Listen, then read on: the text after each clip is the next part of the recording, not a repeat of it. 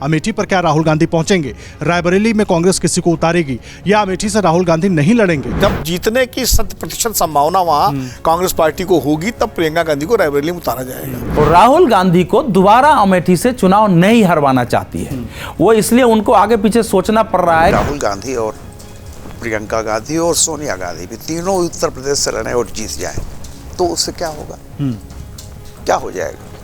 Congress revive कर जाएगी, BJP को हटा देगी केंद्र से। भारतीय जनता पार्टी ने अभी तक रायबरेली से कैंडिडेट क्यों नहीं दिया गया? भारतीय जनता पार्टी ने अमेठी के बगल में सुल्तानपुर से टिकट क्यों नहीं तय किया?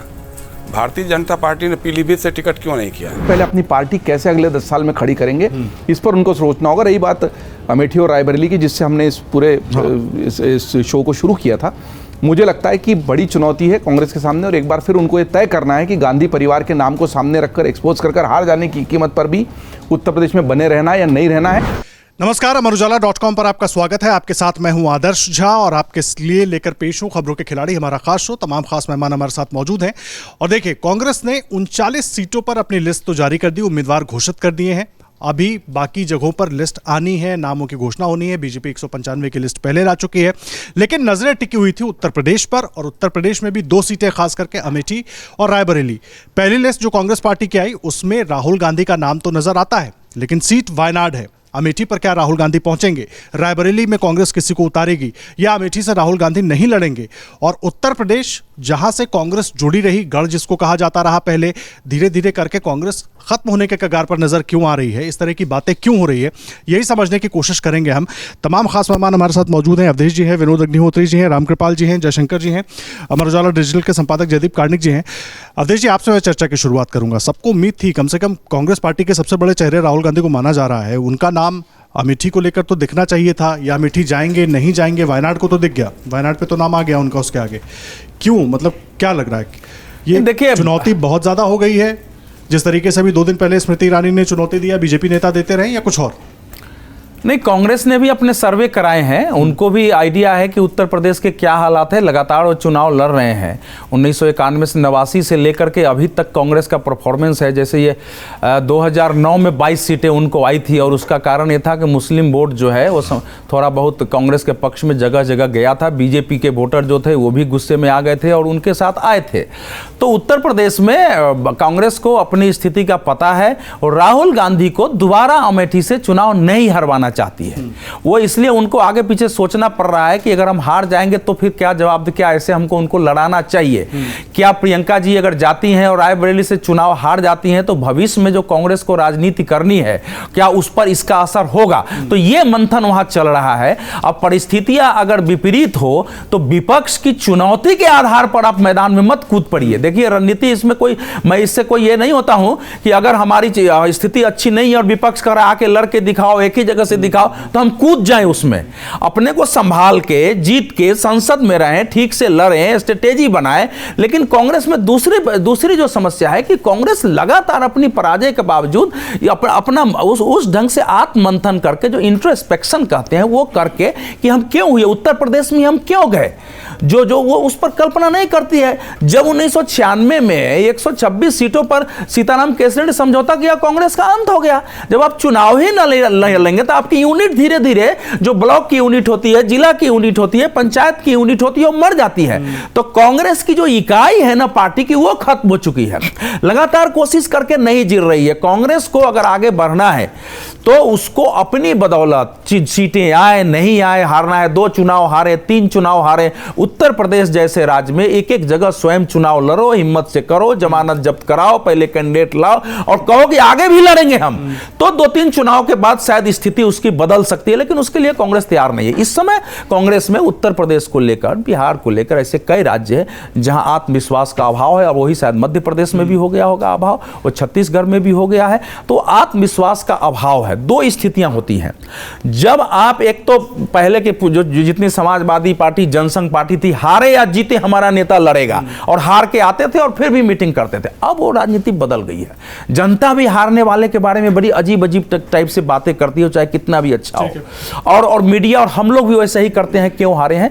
तो वो एक है। इस समय की स्थिति में मुझे ये लगता है कि कांग्रेस को उत्तर प्रदेश में सोच समझ के राहुल गांधी और प्रियंका जी को लड़ाना चाहिए। इसमें मुझे कहीं कोई ये नहीं लगता है कि अगर वहां से नहीं लड़ते हैं तो उससे कांग्रेस पार्टी कोई खत्म हो जाएगी, लेकिन लड़ेंगे तो उसका एक मैसेज जरूर होगा कि चाहे परिस्थिति विपरीत थी वहां से लड़े हैं। नहीं लड़ने का भी होगा ना विनोद सर।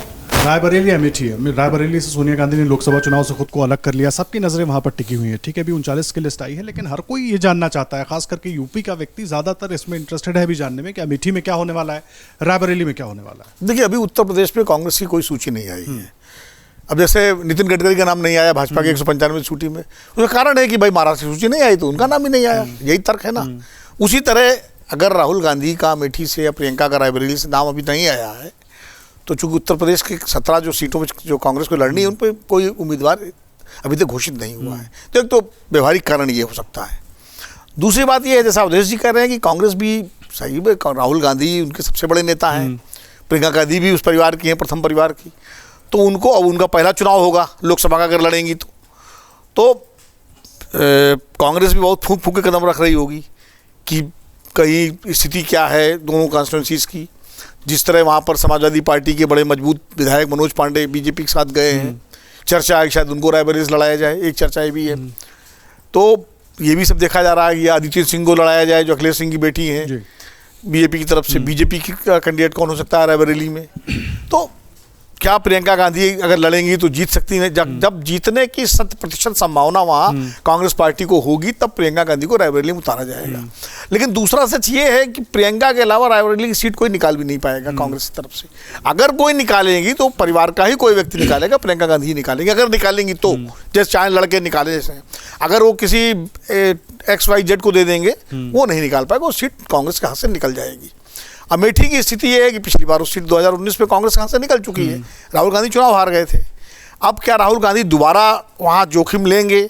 स्मृति ईरानी 5 साल से वहाँ सक्रिय हैं, केंद्र में मंत्री हैं, भारतीय जनता पार्टी की पूरी ताकत लगी हुई उनके पीछे, प्रदेश में सरकार है, केंद्र में सरकार है, और भाजपा का जो नैरेटिव पूरे देश में है कि भाई 370 सीटें लाने का लक्ष्य है।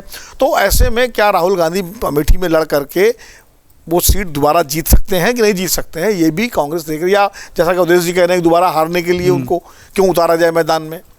लेकिन इसका एक दूसरा असर, अगर राहुल गांधी नहीं लड़ते हैं और प्रियंका गांधी रायबरेली नहीं लड़ती है तो इसका मतलब उत्तर प्रदेश पूरी तरह से कांग्रेस ने छोड़ दिया, ये भी संदेश जाएगा। और जो कार्यकर्ता है उसका जो थोड़ा बहुत मनोबल बचा हुआ है वो भी टूट जाएगा।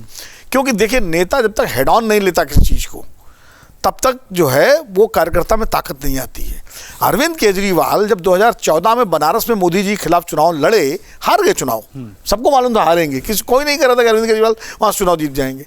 लेकिन उनकी उस लड़ाई ने उनकी पार्टी को चर्चा को वहाँ पर खड़ा किया। जब वो शीला दीक्षित के खिलाफ चुनाव लड़े 2013 में तो कौन कह रहा था कि अरविंद केजरीवाल शीला दीक्षित को हरा देंगे? हरा दिया और पार्टी 28 सीट जीती और आज आम आदमी पार्टी दिल्ली की सबसे बड़ी पार्टी बन गई। तो इस तरह जो अभी अवधेश जी कह रहे थे कि भारतीय जनता पार्टी जनसंघ के जमाने से अटल जी लड़ते थे चुनाव, हार जाते थे, फिर लड़ते थे।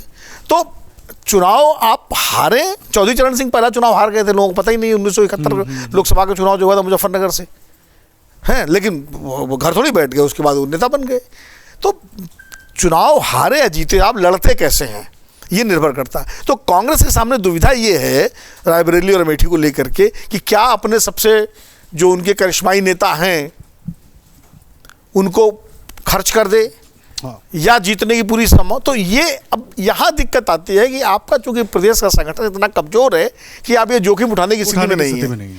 आपने अजय राय को अध्यक्ष तो बना दिया, अब अजय राय खुद बनारस में चुनाव लड़ने की सोच रहे हैं। अगर वो बनारस में मोदी जी के खिलाफ चुनाव लड़ेंगे, चुनाव तो हार नहीं हारना है वहाँ, तो मोदी जी के खिलाफ उनको जीतना, कोई 2 बार लड़ चुके हैं, तीसरी बार भी लड़के क्या कर लेंगे।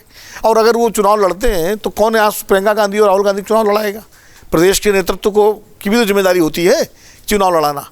तो उत्तर प्रदेश को लेकर ये सही है कि कांग्रेस के पास उत्तर प्रदेश और बिहार इन 2 राज्यों को लेकर के कोई सुसंगत रणनीति और नीति पिछले 10 वर्षों में 15 वर्षों में हमें तो समझ में आई नहीं है भी कि नहीं है। 2009 में एक अच्छा मौका था जब 22 सांसद उनके जीत के आए थे, यूपीए की सरकार थी केंद्र में, तब उत्तर प्रदेश में कांग्रेस को खड़ा किया जा सकता था। बिहार में अनिल शर्मा ने कांग्रेस को इतना काम किया था, 80-85 हज़ार किलोमीटर की यात्रा करके कांग्रेस का वोट परसेंटेज 15% तक पहुंचा दिया था। उसके बाद जिस तरह कांग्रेस के दिल्ली के नेताओं ने काम किया है उत्तर प्रदेश और बिहार को लेके, कि जिसको कहते हैं पैर में कुल्हाड़ी नहीं मारी, उन्होंने कुल्हाड़ी पे पैर मारा मार है। दिया, ये हम बात आप कर रहे हैं। सर, अमेठी रायबरेली लड़ते हैं राहुल गांधी, प्रियंका गांधी, जीत लेते हैं एक अलग बात होगी, बड़ा मैसेज होगा, हारते हैं तो भी उसका अलग मैसेज होगा, और नहीं लड़ते हैं तब की मैं तस्वीर जानना चाहता हूं। अभी तो आप उत्तर प्रदेश में 17 पे हैं और जिस तरीके से विनोद जी भी कह रहे हैं, आगे क्या होगा फिर? देखिए, आप जो ये सवाल कर रहे हैं, मान लीजिए कि राहुल गांधी और प्रियंका गांधी और सोनिया गांधी भी तीनों उत्तर प्रदेश से लड़े और जीत जाए, तो उससे क्या होगा? क्या हो जाएगा? कांग्रेस रिवाइव कर जाएगी, बीजेपी को हटा देगी केंद्र से। आप यूं समझिए, कांग्रेस ने गलतियां कहाँ कहाँ की हैं। देखिए, मैं मजाक में नहीं, लेकिन कांग्रेस के बारे में ये दादा धर्माधिकारी ने सन 74 में ऐसे ही मैं उससे बातचीत कर रहा था तो बोले थे, जब ये मूवमेंट जेपी का शुरू हुआ था, कि देखो कांग्रेस पार्टी के बारे में कहा जाता है, जीते तो मिनिस्टर, हारे तो गवर्नर, रिटायर हुए तो वाइस चांसलर, और अगर कहीं के नहीं हो तो सर्वोदय आंदोलन में चले आओ। अब आप सोचिए, कांग्रेस वहाँ से कांग्रेस आज कहाँ पहुँची है? कांग्रेस का कन्फ्यूज़न क्या है? कांग्रेस इस देश में एग्जिस्ट अगर करेगी या रहेगी तो राष्ट्रीय पार्टी के रूप में ही रह सकती है। कांग्रेस क्षेत्रीय पार्टी नहीं हो सकती। ये पहली बात तो कांग्रेस समझना पड़ेगा कि हम राष्ट्रीय पार्टी, और किसी भी राष्ट्रीय पार्टी को आगे बढ़ने के लिए सबसे पहला होता है कि हम विकल्प हैं इस देश में। जो भी पार्टी आज सत्ता में है उसका विकल्प सिर्फ हम हैं, और ये सोच करके फिर आपको संगठन खड़ा करना पड़ेगा। भूल जाइए जीत हारा। देखिए, आज कांग्रेस को इस बुरी हालत में लाने वाला कौन है? कुछ लोग कहेंगे कुछ, आप देखिए, जम्मू कश्मीर से किसने हटाया कांग्रेस को? बीजेपी ने नहीं। बंगाल से किसने हटाया? बीजेपी ने नहीं। उड़ीसा से किसने हटाया? बीजेपी ने नहीं। आप एकदम चले उछलते जाइए, नीचे जितना उत्तर प्रदेश से किसने हटाया? बीजेपी ने नहीं। बिहार से किसने हटाया? कर्पूरी ठाकुर, नीतीश कुमार, मुलायम सिंह, लालू यादव। उड़ीसा से किसने? नंदनी सतपथी हुआ करती थी, और उसके बाद तो ये सब थे। किसने हटाया? बीजेपी ने नहीं, दूसरी पार्टियों ने। बीजेडी आई। आप नीचे तक चले आइए, साउथ इंडिया में अगर कांग्रेस गई, तमिलनाडु से हटी तो किसने? रीजनल पार्टीज़ ने, सारी रीजनल पार्टीज़ ने। यानी आपको खोखला किया रीजनल पार्टीज़ ने। तो अब आप सोच रहे हैं कि जिसने दर्द दिया है तुम्हें दवा देना, उन्हीं के दरवाजे जा रहे हैं। कांग्रेस की सफलता ये थी कि रीजनल पार्टीज कांग्रेस की बैसाखी बनती थी। धीरे धीरे ये जो एक एक स्टेट आप छोड़ते गए, जैसे मैंने कहा कि यानी एक समय ऐसा था कि राजीव गांधी ने सीताराम केसरी को भेजा लखनऊ में कि जाके संपादकों से बात करो कि हमें मुलायम सिंह को समर्थन देना चाहिए कि नहीं। मैं 1 घंटे सीताराम केसरी जी के साथ बैठा था, मैं नवभारत टाइम्स संपादक था, और मैंने ये कहा था कि ऐसा करेंगे तो आप अपने पैर पे कुल्हाड़ी मारेंगे। गए, लेकिन फैसला वही हुआ कि मुलायम सरकार को रोकना है। राजीव गांधी क्यों रोकने? भाई आप अपोजिशन में हैं, उनको जाने दीजिए ना, जो भी करना हो करें। नतीजा 1990 से लेकर के आज 34 साल में उत्तर प्रदेश में कांग्रेस अगर नहीं आई तो ये कांग्रेस की नीतियों की विफलता है, उनके संगठन की कमजोरी है। और अभी भी कांग्रेस सोचती है, मैंने एक बार दिग्विजय सिंह से कहा कि आपका मुख्य उद्देश्य क्या है? आप सत्ता में आना चाहते हैं या बीजेपी को हटाना? इसमें क्या प्रायोरिटी है? उन्होंने कहा बीजेपी को हटाना। मैंने कहा तो सीपीएम 70 साल से कर रही है। सीपीएम का तो घोषित नीति है कि हम सत्ता में नहीं आएंगे, हम बीजेपी को हटाएंगे। तो अगर आप सीपीएम की कार्बन कॉपी बनना चाहते हैं तो जो हालत सीपीएम को ही वही आपकी होगी। तो मेरा कहना यह है कि देखिए, कांग्रेस को बात इससे नहीं होती कि रायबरेली अमेठी से। कांग्रेस को अगर शुरुआत करनी तो ये समझना चाहिए, कांग्रेस अभी भी लोगों के दिमाग में है, लेकिन अगर ऐसे ही 10 साल और चलता रहा तो आने वाली जनरेशन 34 की 44 हो जाएंगी, और जिन्होंने 44 साल उत्तर प्रदेश में कांग्रेस को नहीं देखा कहीं, वो खत्म हो जाएगा। वो आगे उनके याददाश्त में भी रहना बहुत मुश्किल हो जाएगा। जो उनका सर बड़ा अहम बात हो जाता है, जो बात रामकृपाल जी कह रहे हैं। नंबर बीजेपी के ज़्यादा कांग्रेस के कम, वो एक अलग बहस है, लेकिन कांग्रेस को जिस तरीके से जहां फाइट करते हुए देखना चाहिए था, उत्तर प्रदेश पर इसलिए हम फोकस कर रहे हैं। गढ़ माना जाता था, रायबरेली अमेठी पारंपरिक सीटें मानी जाती हैं, मैसेजिंग आम कार्यकर्ता के लिए भी, जुड़े हुए जो कार्यकर्ता हैं डायरेक्ट उनके लिए भी बहुत अलग है। तो उस रणनीति पर, उस प्रोसेस पर कांग्रेस काम कर रही है या हो नहीं पा रहा, वजह क्या है?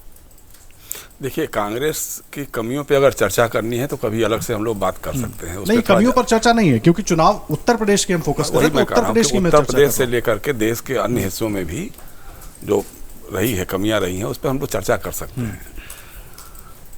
अब रहा सवाल रायबरेली और अमेठी का कि कांग्रेस लड़ेगी कि नहीं। कांग्रेस पक्का लड़ेगी, अमेठी से भी लड़ेगी और रायबरेली से भी लड़ेगी। भारतीय जनता पार्टी ने अभी तक रायबरेली से कैंडिडेट क्यों नहीं दिया किया? भारतीय जनता पार्टी ने अमेठी के बगल में सुल्तानपुर से टिकट क्यों नहीं तय किया? भारतीय जनता पार्टी ने पीलीभीत से टिकट क्यों नहीं किया? कुछ तो बात होगी कि मेनका गांधी को देना है कि नहीं देना है, वरुण गांधी को देना है कि नहीं देना है। तो कांग्रेस में भी ये सवाल हो सकता है कि हम अमेठी में किसी को लाएंगे कि नहीं लाएंगे, रायबरेली में किसको लाएंगे कि नहीं लाएंगे। अब ये सारा काम हमसे और आपसे पूछ करके तो कांग्रेस नहीं करेगी, वो तो कोई पार्टी नहीं करती, कोई नहीं करेगी। तो अवधेश जी से कुछ लोग पूछ सकते हैं, वो अलग बात हो सकती है, लेकिन हमसे आपसे नहीं पूछेगी। वो कांग्रेस का अपना काम है, बीजेपी का अपना काम है। बीजेपी को लगता होगा पता नहीं वरुण गांधी रहेंगे कि जाएंगे, मेनका जी रहेंगे कि जाएंगी, क्या करेंगी, और वहाँ हम किसको टिकट देंगे किसको नहीं। तो इसलिए कांग्रेस भी सोच रही होगी कि हो सकता है किसी को ऐसा हो सकता है कि चौंकाने वाला नाम अमेठी और रायबरेली से आ जाए, ये भी संभव है। लेकिन उस पचड़े में हमको पड़ना ही नहीं है। देखिए, कांग्रेस की जो कमियां रही हैं, जैसे रामकृपाल जी ने बहुत सही कहा, दादा धर्माधिकारी का उदाहरण दिया। दादा धर्माधिकारी की उस सलाह को बीजेपी ने और नरेंद्र मोदी जी ने अपना लिया। हारे हुए दारा सिंह चौहान हार गए विधानसभा का चुनाव, उनको मंत्री बना दिया। रिटायर हो गए फागू चौहान, बिहार का गवर्नर, फिर बाद में मेघालय गवर्नर बना दिया। ये काम बीजेपी वो कर रहे हैं। बीजेपी फॉलो करती है कि इंदिरा गांधी जी ने क्या क्या किया था। इंदिरा गांधी ने कैबिनेट सिस्टम खत्म किया, मोदी मंदिर में लगा दिया, एक सेकंड, मोदी जी ने अभी कैबिनेट सिस्टम को खत्म कर दिया। नोटबंदी होती है, वित्त मंत्री को पता ही नहीं चलता है कि नोटबंदी हो गई है देश में, क्योंकि कैबिनेट में कोई चर्चा ही नहीं होती है। इस तरह से जितने काम थे, संस्थाओं को नष्ट करना। आज जो बात हो रही थी बीच में कि कांग्रेस से लोग भागे जा रहे हैं, मतलब राहुल गांधी यात्रा कर रहे हैं, उनके साथ लोग पीछे के लोग हैं वो भागे जा रहे हैं। देखिए, सत्ता का मोह, सत्ता का प्रलोभन और सत्ता का डर, कुछ लोगों को सत्ता का डर ईडी और सीबीआई, अजीत पवार, हसन मुशर्रफ, नवाब मलिक, अशोक चौहान, सबके साथ ये लोग चले गए। सत्ता का मोह, सुरेश पचौरी बेचारे 4-4 बार राज्यसभा का टिकट उनको भेजा राज्यसभा में।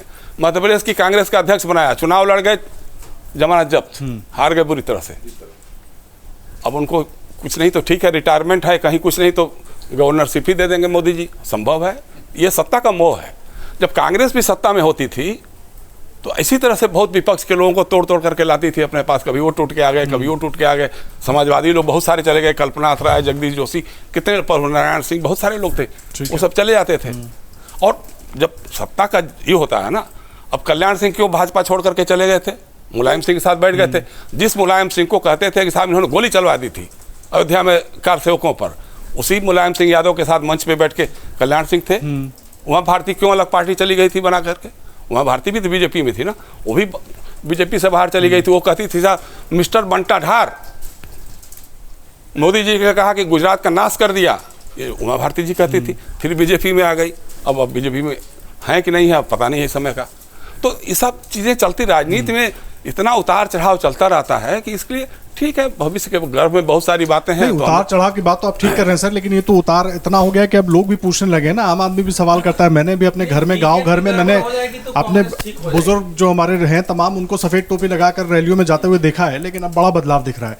एक आखिरी प्रतिक्रिया आपसे मैं लेना चाहूंगा जयदीप जी, क्योंकि मैं जल्दी से, दरअसल कांग्रेस पहली बार सत्ता से इतना बाहर है। 77 में 3 साल बाद वापस आ गई, बाहर हुई, 80 में वापस आ गई, 89 में बाहर हुई, 91 में वापस आ गई, 96 में बाहर हुई, 2004 में वापस आ गई। पहली बार 10 साल लगातार सत्ता से बाहर है। और अभी जिस तरह का पूरा वातावरण है उससे बहुत सारे लोगों को लग रहा पता नहीं आएगी ना आए, शायद ना आने की ज़्यादा संभावना है। तो जैसा जयशंकर जी कह रहे हैं कि सत्ता के चुंबक की तरफ बहुत सारे लोग खींचे चले जा रहे हैं कि अब आगे भविष्य में क्या होगा क्या नहीं होगा, संरक्षण भी चाहिए और सत्ता से लाभ भी चाहिए। तो आप ही लोग बताएंगे बहुत बेहतर इस पर, क्योंकि मुझे लगता है ऐसा वातावरण बनाने के लिए केवल बीजेपी थोड़ी जिम्मेदार है, बीजेपी भी जिम्मेदार है, कांग्रेस भी उतनी जिम्मेदार है। नहीं, जैसे आम आदमी ईडी सीबीआई नहीं है। हाँ वो अलग बात है, लेकिन आप लड़ तो रहे होते, अपने लोगों को एकजुट तो रखा होता। जयदीप जी, आम आदमी पार्टी का मैं उदाहरण यहाँ पर देना चाहता हूँ। अरविंद केजरीवाल अपनी पार्टी के तमाम लोगों को चुनाव लड़वाते हैं, ये जानते हुए कि नतीजे वहां पर क्या होंगे, जमानत जब्त हो जाएगी। उत्तर प्रदेश की जब हम बात करते हैं, कांग्रेस 17 सीटों पर संतोष कर लेती है, फिर हम बात कर रहे हैं कि एक नैरेटिव अलग बनाया जा रहा है, तो कितना सही है ये? देखिए, यही महत्वपूर्ण बात है कि अगर ये सबसे बड़ा अवसर था कांग्रेस को खुद को खड़ा करने के लिए, मैं मानता हूँ हम उत्तर प्रदेश के बहाने बात कर रहे हैं पूरी कांग्रेस की, लेकिन इस वक्त अगर INDA गठबंधन उस रूप में नहीं आ पाया जिस रूप में आना चाहिए, तो कांग्रेस के लिए सबसे बढ़िया ये होता कि हम कोई गठबंधन नहीं कर रहे हैं, चाहे हमारे लोग हार जाएं, हम सब जगह से चुनाव लड़ेंगे, तब तक लड़ेंगे जब तक हमारी पार्टी खड़ी नहीं हो जाती। अगर ये नीति कांग्रेस ने अपनाती तो एक पार्टी के रूप में कांग्रेस खुद को ज्यादा मजबूत करती। बल्कि ये लोग जो सब भाग रहे हैं, इनको भी कांग्रेस में अपने लिए अवसर नजर आते। उनको लगता कि भाई 17 सीटों पर जब आप इतनी बड़े उत्तर प्रदेश के 80 सीटों में 17 पे ही समझौता करके चुप हो जा रहे हो, मध्य प्रदेश में तब आदमी भागता है। सत्ता का मोह भी है, भय भी है, लेकिन एक ये भी है कि जिस नाव में आप सवार हो वो आगे जाकर तैरेगी, बड़ी होगी कि वो डूब जाएगी। और जब उसका मुखिया ही असमंजस में नजर आता है, तब भी लोग नाव छोड़कर भागते हैं ना। ये भी तो एक सबसे बड़ा कारण। क्या आपने ये उम्मीद दी कि चाहे किसी भी कीमत पर कुछ हो जाए, हम पार्टी को खड़ा करने के लिए तैयार हैं? सबसे सुनहरा अवसर था कांग्रेस के लिए कि यार ये मान लिया चलो कि मोदी जी को अभी नहीं हराया जा सकता। वर्तमान परिस्थिति में भाजपा, उसका कुनबा इतना बड़ा हो चुका है, उसका आभा मंडल इतना विराट है, कोई बात नहीं, उनके बड़े होने से हम थोड़ी छोटे हो जाते हैं। क्या हमारा आत्मसम्मान, हमारा आत्मस्वाभिमान, पार्टी की इतनी बड़ी धरोहर, विरासत, लीगेसी सब खत्म हो गई है? किसी को तो कांग्रेस में सोचना चाहिए ना कि हम इतनी बड़ी पार्टी हैं, फिर से खड़े होंगे हर सीट पर, पूरी 80 सीट पर चुनाव लड़ेंगे। जी केवल अमेठी रायबरेली की हम क्यों बात कर रहे हैं? चाहे हार जाएं, और आज नहीं अगले 4 चुनाव हार जाएं, लेकिन अपनी पार्टी को अब अपने ही दम पे लड़वाएंगे। और क्षेत्रीय पार्टियों जो हमारा ही टुकड़ा टूटकर बड़ी हो गई हैं, उनको उतना बड़ा नहीं होने देंगे जितनी बड़ी हो गई। जो रामकृपाल जी के ये विजन अगर नहीं होगा पार्टी में, जो मैं शुरू से कह रहा हूं, देश की बात छोड़िए, पहले अपनी पार्टी कैसे अगले 10 साल में खड़ी करेंगे, इस पर उनको सोचना होगा। रही बात अमेठी और रायबरेली की, जिससे हमने इस पूरे इस शो को शुरू किया था, मुझे लगता है कि बड़ी चुनौती है कांग्रेस के सामने। और एक बार फिर उनको ये तय करना है कि गांधी परिवार के नाम को सामने रखकर, एक्सपोज कर हार जाने की कीमत पर भी उत्तर प्रदेश में बने रहना है या नहीं रहना है। और ये बात बिल्कुल विनोद जी सही कह रहे हैं कि रायबरेली से अगर कोई जीत सकता है तो वो प्रियंका गांधी हैं, और कोई भी लड़ेगा तो वो फिर जो मोदी लहर है, भाजपा लहर है, प्राण प्रतिष्ठा की लहर है, उसमें बह जाना उसका तय है। कहीं से सहानुभूति के वोट अगर मिलेंगे, गांधी परिवार के प्रति थोड़ी बहुत भी लोगों में अगर भावुकता रहेगी, तो वो प्रियंका गांधी के नाम के साथ रहेगी। हम पहले चर्चा कर चुके हैं शो में कि अगर वरुण गांधी का, उनको अभी भी पीलीभीत का टिकट तय नहीं हुआ है, भाजपा से मिलेगा नहीं मिलेगा, पर उनका कांग्रेस में आना ज़्यादा बड़ी खबर होगी बजाय इसके कि वो वहाँ से चुनाव लड़ेंगे। मुझे लगता है कांग्रेस के लिए निर्णायक घड़ी है, और उसमें कोई अगर मजबूत इच्छा शक्ति का नेता ये निर्णय ले ले कि आज नहीं, हम अगले 10 साल के लिए खुद को तैयार करते हैं, तो ज़्यादा बेहतर स्थिति होगी कांग्रेस। देखिए, हम बात आप कह रहे हैं, राजनीतिक उतार चढ़ाव अपनी जगह है, लेकिन जिस तरह की परिस्थिति अभी बनी हुई है, उत्तर प्रदेश की चर्चा हम इसलिए कर रहे थे क्योंकि गढ़ कहा जाता रहा है कांग्रेस का, और खास करके जो तमाम बड़े नेता हैं और एक तरीके से यहाँ उनकी पारंपरिक सीटें हैं, और उसके बाद जो परिस्थिति बनी है उसी को लेकर ये सवाल उठ रहे हैं, और उसी पर तमाम खास मेहमानों की राय हम ले रहे थे। लगातार आगे भी आपको तमाम पॉलिटिकल अपडेट्स जो है वो आप तक पहुंचाते रहेंगे, और देश और दुनिया की बाकी खबरों के लिए भी आप amarujala.com पर जरूर जुड़े रहिएगा हमारे साथ। अगर आप ये वीडियो YouTube पर देख रहे हैं तो हमारे चैनल को सब्सक्राइब करें और बेल आइकन को दबाना ना भूलें। अगर आप Facebook पर ये वीडियो देख रहे हैं तो हमारे पेज को लाइक करें।